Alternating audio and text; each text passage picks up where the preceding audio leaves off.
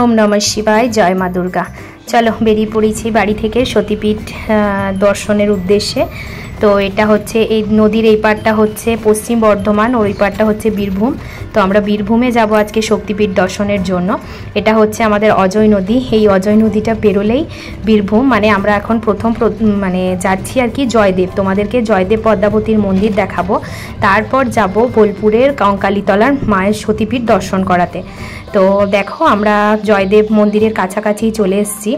জয়দেব পদ্মাবতীকে তো জানোই তোমরা ভালো করেই। পদ্মাবতী মা পদ্মাবতী শ্রীকৃষ্ণের দর্শন পেয়েছিলেন, মানে ভোজন করিয়েছিলেন শ্রীকৃষ্ণকে। তার অনেক কাহিনী, সেই সমস্ত কাহিনী জানি, কিন্তু এত শর্ট টাইমের মধ্যে মানে বিশ্লেষণ করতে পারছি না আর কি। তো যাই হোক, তোমরা জয়দেব পদ্মাবতীর মন্দির দেখো। এখানে পৌষ মাসের সংক্রান্তিতে মা গঙ্গা এসেছিলেন, মানে আমাদের এই অজয় নদীতে জয়দেব স্নান করবেন বলে। তো সেই জন্য পৌষ সংক্রান্তিতে আমাদের এখানে জয়দেবের প্রচুর মেলা হয়, অনুষ্ঠান হয়। তো এই যে জয়দেব, বাবা জয়দেব আর মা পদ্মাবতী বসে রয়েছেন শ্রীকৃষ্ণ ভগবানের কাছে, রাধাকৃষ্ণের মূর্তি। হরে কৃষ্ণ হরে কৃষ্ণ হরে কৃষ্ণ। এই হচ্ছে জয়দেবের মন্দির। জয়দেব আর জয় মা পদ্মাবতী। বাবা জয়দেবের নাম অনুযায়ী এই জায়গাটার নাম হয়েছে জয়দেব। তো জয়দেব মন্দির তোমাদের দেখালাম। এটা হচ্ছে ইলাম বাজার। ইলাম বাজার মানে এখানে ইলাম বাজারের বাজার আর কি। আর বাস স্ট্যান্ড, টোটো স্ট্যান্ড, এই সমস্ত কিছু দিয়ে পেরিয়ে আমরা যাব, মানে ইলাম বাজার হয়েই যাচ্ছি জয়দেব, বীরভূম জয়দেবের এই দিক দিয়ে। তো আমি মিষ্টি, বাবা মিষ্টি তিনজন মিলেই যাচ্ছি। একটা অটো করেছি, অটো করে। আর এটা হচ্ছে ইলাম বাজার জঙ্গল, প্রচুর মানে অনেকটাই বড় জঙ্গল, খুব গভীর জঙ্গল, খুব সুন্দর লাগছিল। মানে প্রচণ্ড রোদ গরমেও যখন এই জঙ্গল থেকে ঠান্ডা হাওয়াগুলো আসছিল না, তখন মানে সত্যি মানে খুবই ভালো লাগছিল, অপূর্ব লাগছিল জঙ্গলের পাশ দিয়ে যেতে। তোমরা দেখেও বুঝতে পারছো আশা করি যে জঙ্গলটা কতই সুন্দর। ওই জন্য বলে গাছ লাগাও গাছ বাঁচাও, যাতে একটু প্রাকৃতিক থেকে শান্তিটা পাওয়া যায় আর কি। তো যাই হোক, দেখো এটা ইলাম বাজার জঙ্গলটা পেরিয়ে গেলাম। এরপর আসছে ওই দিক দিয়ে চলে গেছে সোনাঝুরি, আর এই রাস্তাটা দিয়ে ঘুরে গেলেই আমরা পৌঁছে যাব কঙ্কালীতলার মন্দির। তো অবশেষে মা কঙ্কালীতলার মন্দিরের কাছে চলে এসেছি। এখানে দেখেছো ফুলের, মানে এখানে আমরা পুজো কিনছি। এখানে পুজোর কেনার প্রচুর দোকান আছে। তোমরা বাড়ি থেকে কেউ পুজো না নিয়ে আসলেও এখানে পুজো কেনার অনেক জায়গা আছে। জয় মা কঙ্কালী। এখানে মা কঙ্কালীতলার মন্দির। এখানে পুজো টুজো কিনে নিয়ে আমরা প্রবেশ করছি মা কঙ্কালী মন্দিরের ভেতরে। তো এখানে আমরা পুজো দেব। এখানে বিয়ে হচ্ছে আর কি। যেদিন আমরা গেছিলাম সেদিন মন্দিরে বিয়ে হচ্ছিল, বিয়ে দেওয়া হচ্ছে। এখানেই আমরা পুজো দিলাম। এটা মা কঙ্কালীতলার মন্দির। মায়ের এখানে কাকাল পড়েছিল, মানে শক্তিপীঠ।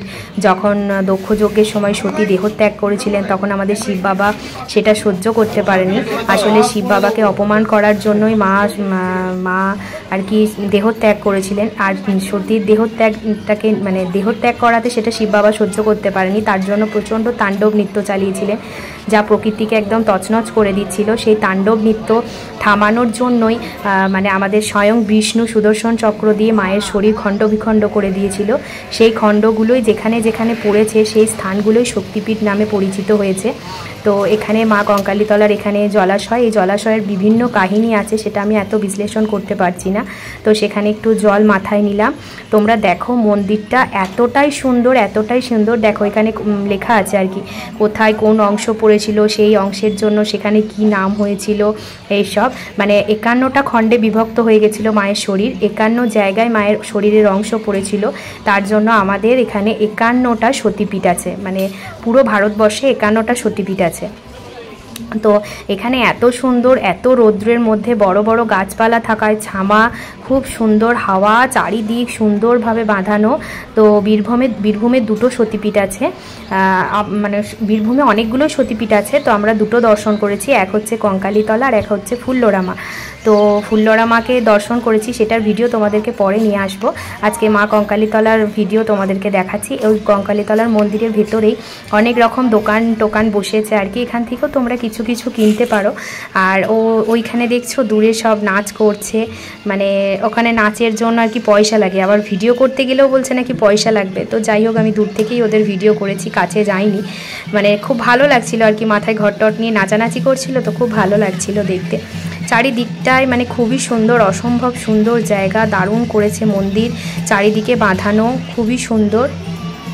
এখানটাও একটা ঘেরা মন্দির রয়েছে, এখানেও মনে হয় মায়ের পুজো টুজো হয়। অনেক সাধু ব্যক্তিরাও আছেন ওখানে। খুবই সুন্দর, এক কথায় খুবই ভালো লেগেছে মন্দির। আর ওদিকে যে রাস্তাটা দেখালাম ওদিকে শ্মশান টশান ছিল। দেখো আমরা মায়ের মন্দির থেকে বেরিয়ে চলে এসেছি। এখানে যেখানে শক্তি আছে সেখানে শিব থাকবে না, সেটা তো হতেই পারে না।